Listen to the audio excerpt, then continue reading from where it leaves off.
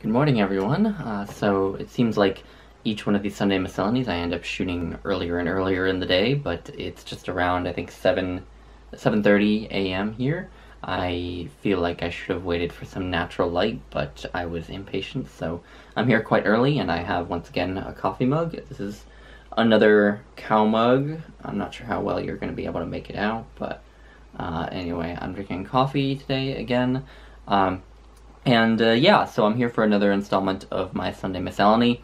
For those who are new to the channel or new to this particular feature on the channel, this is a Sunday video where I give you a reading update in the similar vein as a Friday Reads, but I also talk about the music that I've listened to and the movies that I've watched. And I usually start with the music, and I always leave a Spotify playlist of some of the highlights that I listened to this week.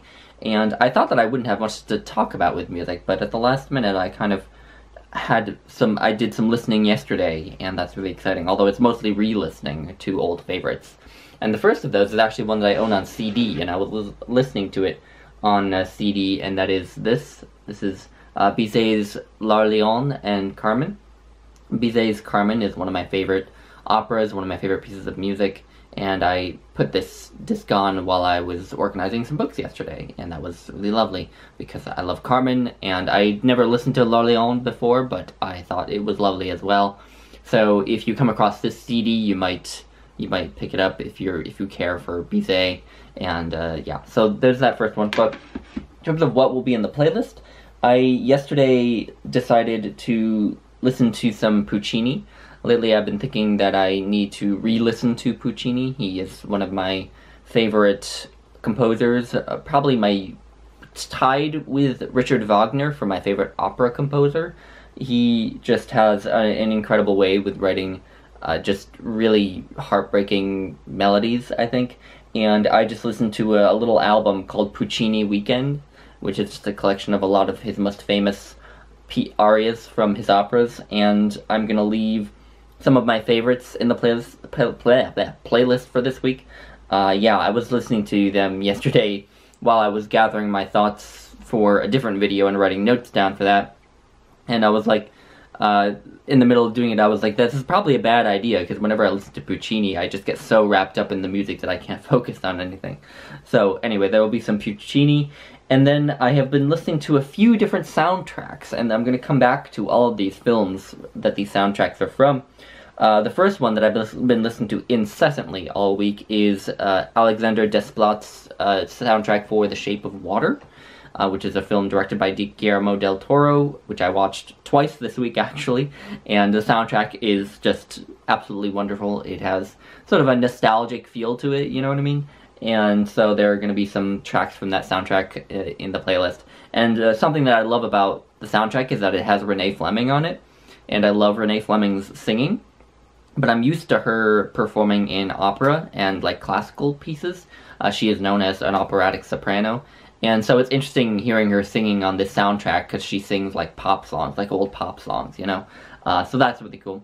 And then I also this week watched Pan's Labyrinth, another Guillermo del Toro film, and the soundtrack from that is, I think, even better. You know, it has this haunting lullaby quality to it, and yeah, so I have one track I'm going to leave from the Pan's Labyrinth soundtrack. I haven't listened to that in quite as much depth yet, but fun fact, I actually skated to Pan's Labyrinth once, back in the day when I did figure skating.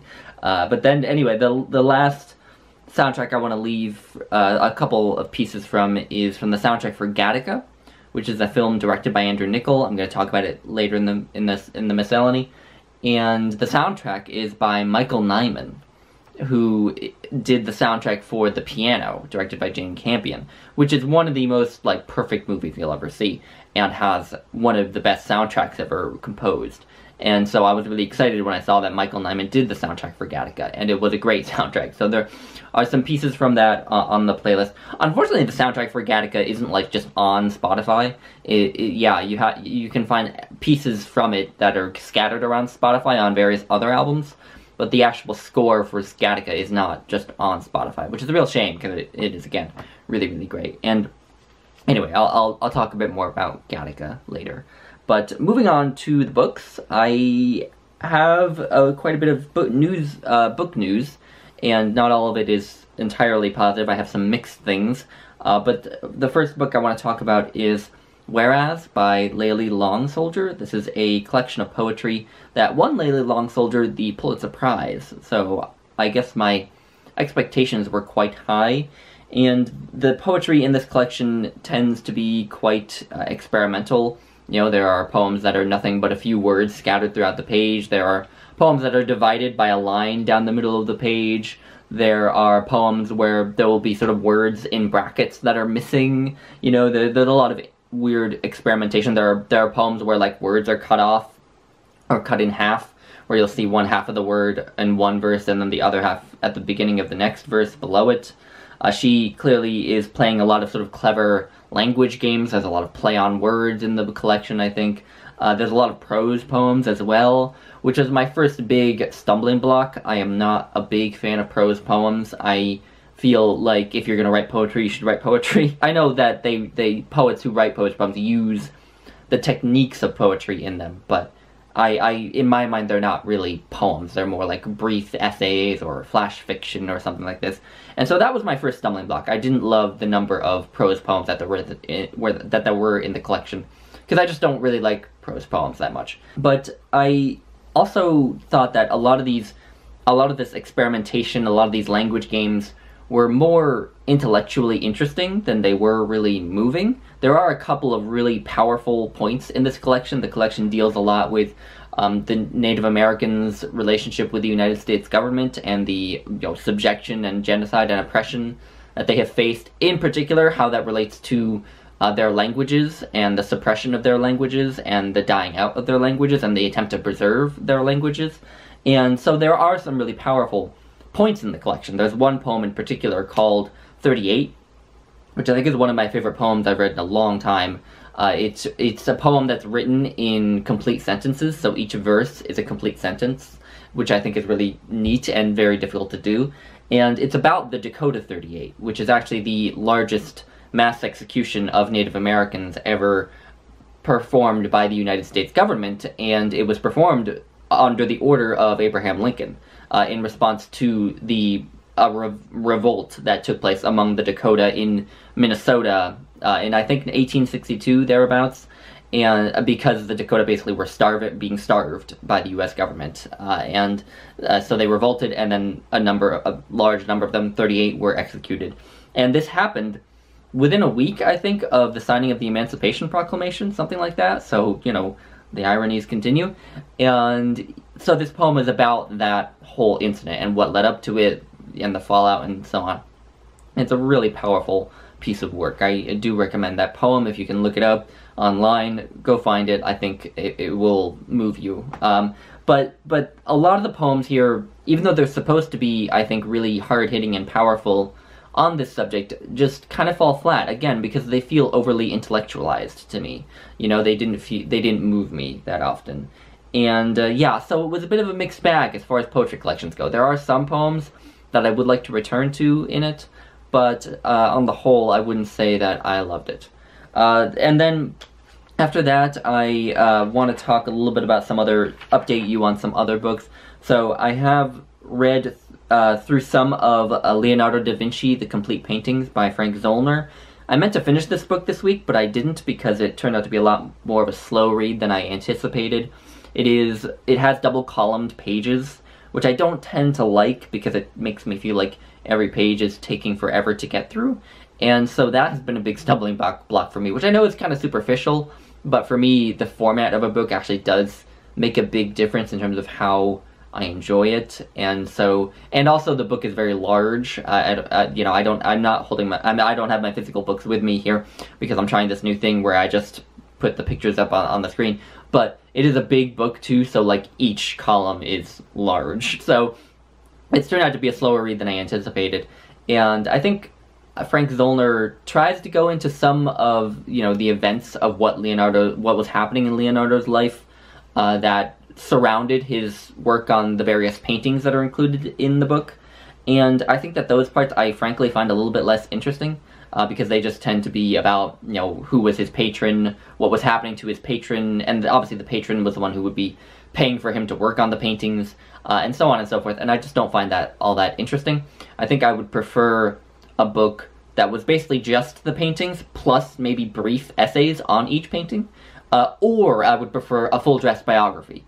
So what I really need is to read Walter Isaacson's biography of Leonardo, because Walter Isaacson is a much acclaimed biographer, and I'm certainly fascinated by Leonardo's work in art and outside of art, but also in his life, so that would be a great read. And then I need a book that's like mostly just the paintings, with maybe a very small amount of comments about each painting. And yeah, so that's not quite what this is. It is sort of what it is, but anyway. But I am liking it. I'm finding it insightful when he does get to talking about the paintings. I do really like that. So that's Leonardo da Vinci. Hopefully I'll have that finished by next Sunday. And then another book I started this week. I started this book because I wasn't enjoying Leonardo da Vinci as much as I hoped.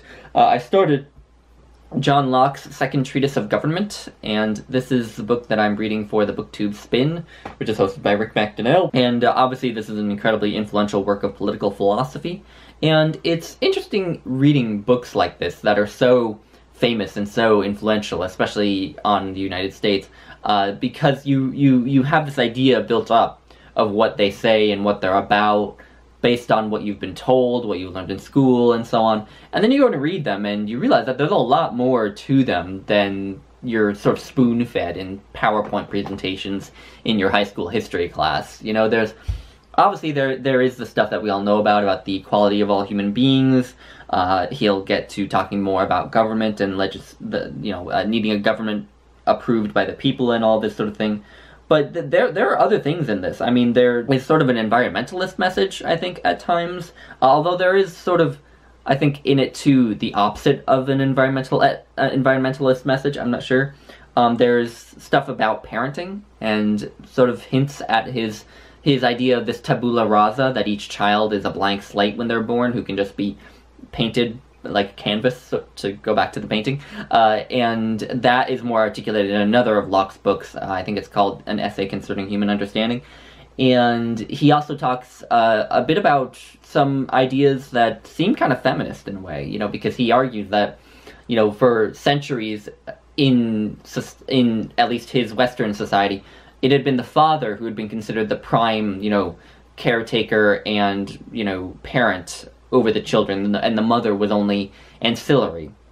And he argues that, in fact, the mother and the father should have equal sort of dominion over their children in the children's minority.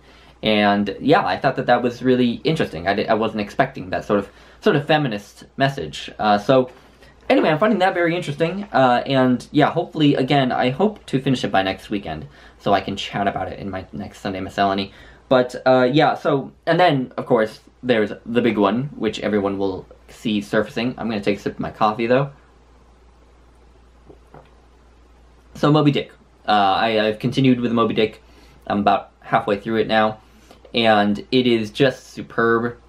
The further I get into it, the more I think that it will become my favorite book of all time. It's just such an intensely Lukács book. You know, you have this epic quest, you know, this cosmic struggle in a way between Ahab and this whale. You have just absolutely gorgeous prose. You have literary references up the wazoo. You have this sort of encyclopedic mind to the novel. It's funny. There are jokes in it as well. I always appreciate serious works that also have elements of humor, or at least moments of comic relief. I really appreciate that. I think Ahab is such a fascinating character. He has been sort of much on my mind this week. You know, it struck me early on when he first appeared that Ahab is a lot like the God of the Old Testament, but without any of the supernatural powers that the God of the Old Testament has, and I thought that was really interesting. But at the same time, the book makes it clear that, you know, he is a bit of a fool and a megalomaniac, right? Because obviously again, he doesn't have all the powers of the God of the Old Testament, even though he pretends to be the God of the Old Testament. And on top of that, he's going on this mad chase for this white whale, you know, for revenge, because he feels that this whale has wronged him, obviously, by taking his leg, that this whale intentionally injured him. And, you know, he's a megalomaniac and a fool because he assumes that that whale even knows who he is or cares about him, right? Just like we're all fools and megalomaniacs ourselves for thinking that the universe cares about us or that God cares about us. And yet, he's a very seductive character, because I think a lot of us are like him. A lot of us want to think that God, the universe, cares about us, when in fact it probably doesn't. And yeah, and he's so charismatic. You know, there's that scene where he tells his crew that whoever first spots Moby-Dick will get this great coin, and Starbuck, his first mate, is sort of there trying to be the voice of reason, but unable to convince Ahab or the crew, and also sort of seduced himself by this whole quest, you know. And, you know, Ahab, in a sense, is also a bit like Job, because Job, too, in his story in the Bible, he feels that, you know, he's been a righteous human being and yet has had all this misfortune brought down upon him. And so he wonders, you know, how can a good God let this happen to me? And Ahab is like that too. He probably, maybe he thought before that God was good and that he was righteous, but then this happened and he decided that God was evil, and so he was going to hunt God. And Moby-Dick and whales in general, I think, are kind of this metaphor for God, but not just God. Sort of God and nature, the mystery of the universe, if you want to put it very pompously, because, you know, constantly it's emphasized how unknowable the whales are, you know. There was just one of the last chapters that I read was about people who tried to paint whales and how bad a job that they've done because they've never seen a whale, or just because they're so overcome with the power of a whale that they misrepresent it. And, you know, that makes me think of how God is often discussed as this unknowable, ultimately incomprehensible thing, entity, I don't know. And so the whales are kind of a stand-in for God, and they speak, I think, to this ambivalence that we all feel towards nature and towards God, if we're believers. I'm not a believer, I don't believe in God, but I do find God to be an interesting metaphor, and I think we can just talk about sort of nature as a stand-in. But I think the attitude toward these whales is indicative of a sort of ambivalent attitude of human beings toward the universe, you know, because on the one hand, we can't do without them. We can't stop hunting them, the whales. We can't stop seeking them out. And part of that is the thrill of the chase, but part of it is also the resources they provide.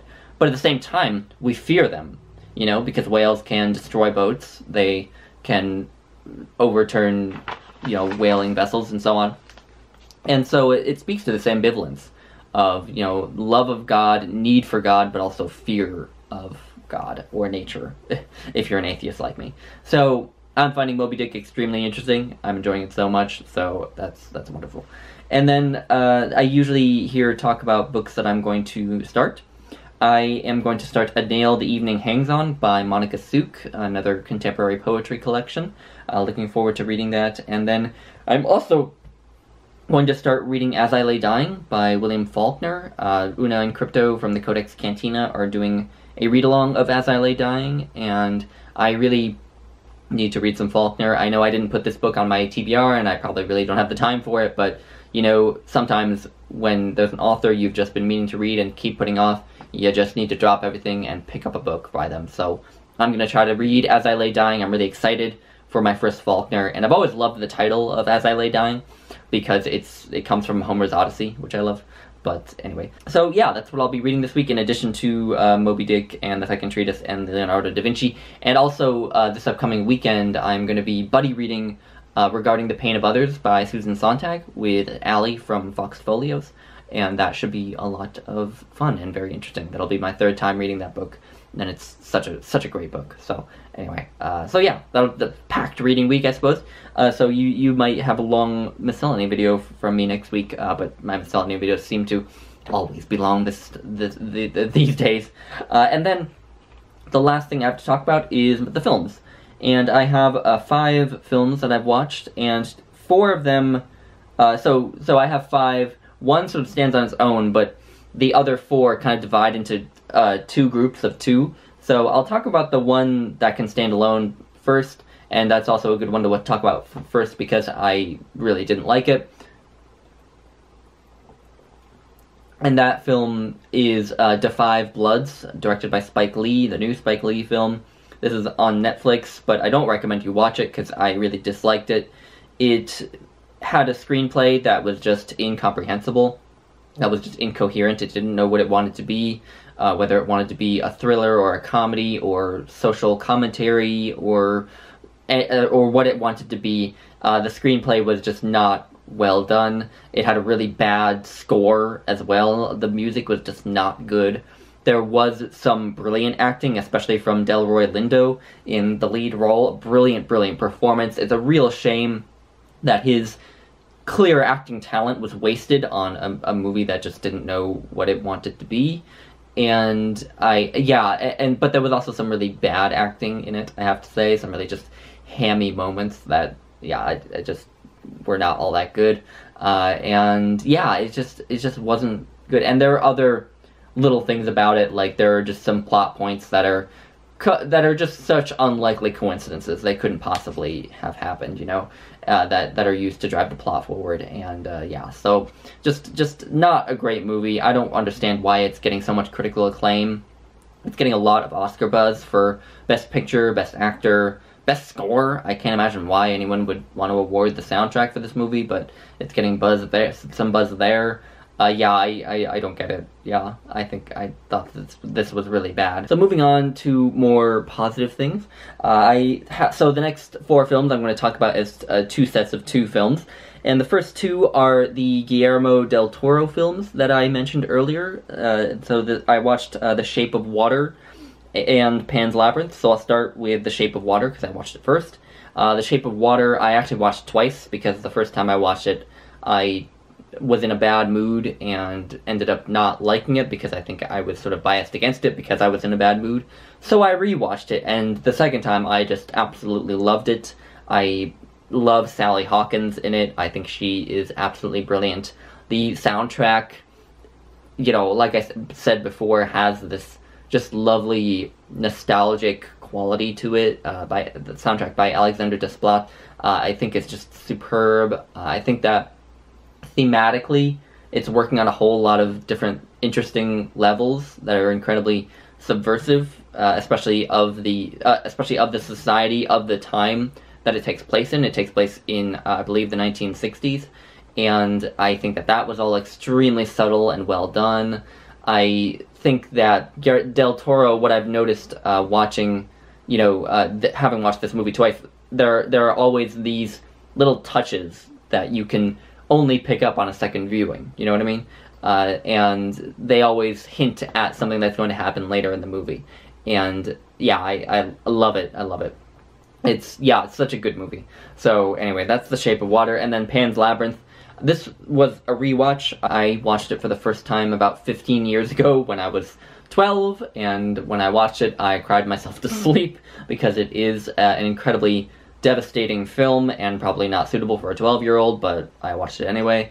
And this time around it was even better. I am so much more mature now. I'm so much more knowledgeable about the language of film, and like what I was saying about The Shape of Water, there are just things that you notice on a second viewing in this film that you don't notice on a first viewing, In particular, when you look at the fantasy creatures that Ophelia encounters, there's a lot of interesting sort of transitions that sort of leave ambiguous whether or not these fantasy creatures are real or made up.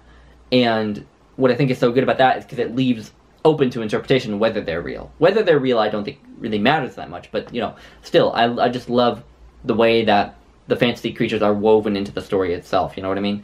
Some of the fantastical elements do sort of invade the real world, like the chalk that Ophelia uses is picked up by a real person at one point.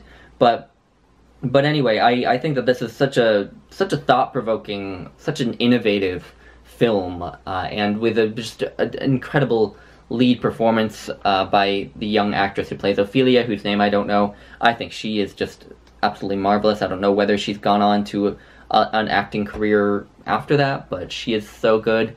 And the soundtrack, again, has this element of this lullaby, but it's also just insanely sad. And it's such a good movie. These are definitely two of my favorites. Though I've only seen one other Del Toro film, which was Hellboy, which I don't have much of a desire to rewatch, but I think I might try to hunt down some of his earlier work, because, yeah, he's just, I think, a remarkable director. So, anyway, that's The Shape of Water and Pan's Labyrinth, and then the next two are of a pair, not because they're directed by the same guy, but because they are very similar in aesthetic, and they're both science fiction films. So the two films are Blade Runner, directed by Ridley Scott, and Gattaca, directed by Andrew Niccol. And Blade Runner is another film with just an insanely great soundtrack by Vangelis. But it's a soundtrack that I don't tend to listen to all that much, except for a few little pieces from it. I particularly like the love theme with the saxophone. I love that. And then there's a song called One More Kiss Dear that appears on the soundtrack, and I love that song. But the soundtrack, for me, is so intimately tied up with the film that I have a hard time listening to it. You know, I love the way that it works within the film. You know, it's one of those films where the soundtrack is like half of what makes the film what it is, you know what I mean? And yeah, that's just, I think, absolutely brilliant. But Blade Runner on the whole is a bit of an odd film for me. You know, obviously I'm not going to climb up on my high horse and say that this classic of science fiction is overrated or anything like that. This is my third time watching it, so clearly I see something in it. But there has always been something that I find difficult to connect to with this movie. And I think what it is that when I watch science fiction, I always want there to be a heart to it. You know, I want characters who I can at least sympathize with and who I feel like go through really human struggles, and I see that human struggle portrayed on the screen by the actor. And I feel like most of the characters in this movie, despite the fact that, you know, humanity and identity are these major themes in the movie, they don't strike me as sympathetic people. And that's not to say that I always have to like characters to like a movie or a book. In fact, I usually kind of scoff at people who need to like the characters to like a story. I don't exactly scoff, but just I myself, for me, liking the characters is not something that usually comes into my calculations when it comes to liking a story. But I do like it when the characters are at least sympathetic, you know? So they can be terrible people, but I at least like them to be charismatic or, yeah, sympathetic in some way. And I just don't feel that about really any of the characters in this movie. My favorite character, actually, is Rachel, who is a minor character, and she's this replicant who thinks that she's a real human and goes through this existential crisis when she finds out that she's not, and I just feel so bad for her about the situation that she's been pushed into by the people around her, you know what I mean? I would really love a movie that's all just about her, because I think she's my favorite character. And yeah, but she's a side character. She seems to be there mostly to sort of be a prop in Deckard's story, Deckard played by Harrison Ford. And yeah, I find the movie on some levels a little disappointing, just because there's not the heart that I would like in it. But it is just exquisite visually, and again, auditorily, it is just exquisite, you know? It's one of those movies where you just have to marvel at how on earth someone made a movie this beautiful in every frame. And it does raise a lot of, I think, interesting questions about identity and humanity and life in the modern world and all of these interesting things that science fiction is so good at exploring. And yeah, so it is great, but I personally have a hard time loving it in the way that a lot of people do. So anyway, that's Blade Runner. And then Gattaca. Gattaca is a really interesting film. So this stars Ethan Hawke and Uma Thurman and Jude Law. And it takes place in a dystopian future where we have gained the ability to sort of genetically engineer babies to be free of imperfections, and and most people are born that way in the society in the near future, and people who aren't born that way, who are godchildren as they're called, are discriminated against, and they find it really difficult to get jobs, because getting a job is based mostly on genetic testing, on testing how good your genes are. And because their genes aren't as superior as the people who have been genetically engineered, they find it almost impossible to get work that's anything other than just sort of menial labor. So Ethan Hawke's character is a person who was a god child, so to speak, and so was born outside of the genetic engineering system. And so, but he sort of gained the system. He has sort of taken on the identity of a man who was born within that system, who has these superior genes. And that man is played by Jude Law. And that man, he's this incredibly superior kind of genetic specimen, so to speak, who was an athlete, actually, but attempted suicide when he came in only second place in a competition. And so that's why he's giving up his identity to this degenerate, as they're called, when they take on the identity of someone else. And Jude Law, for me, just steals the show. He is just magnificent, I think. I've seen him in a couple things recently, and I think he's just such a great actor. But he's so charismatic and sympathetic, and I love his character arc in the movie. I loved him. But Ethan Hawke and Uma Thurman plays sort of a love interest for Ethan Hawke's character. They're both wonderful. I actually really like Uma Thurman as an actor, and I also am a big fan of Ethan Hawke. But again, this movie, for me, ended up being kind of the opposite of what Blade Runner was. You know, it was a science fiction film with ideas, with really interesting ideas, which you've probably picked up on already by my description of it. Really interesting ideas, but a heart to it. Real sympathetic characters that you can root for, and, well, maybe not always root for, but you can like to a degree, or sympathize with. And like Blade Runner 2, I think it is just beautifully shot. There are some really gorgeous shots in it. And, yeah, but it has a different aesthetic from Blade Runner. So Blade Runner is very sort of busy, and, yeah, there's always stuff going on. There's a lot of people in the frame a lot of the time, and it's very sort of dense. Whereas Gattaca is very sort of spare and modern and minimalist in a way, and I think that visual aesthetic much more appeals to my own aesthetic. I sort of like a minimalist aesthetic. So anyway, I really recommend Gattaca. It's not super well known, I don't think. I don't really get why, because I think it's wonderful. It does have kind of a cult following. I've been watching some YouTube videos from people who like it, and I hope that maybe it'll get some more fans through my talking about it. But yeah, I definitely recommend you look for Gattaca. It is on Stars at the moment, if you have Stars. So yeah, anyway. So that's all I have for today. I hope you all enjoyed. If you've read any of the books I've talked about, seen any of the movies, listened to any of the music, let me know, and let's talk about it in the comments. But other than that, I will let you go. I hope you all have a good week, and I'll talk to you later. Bye.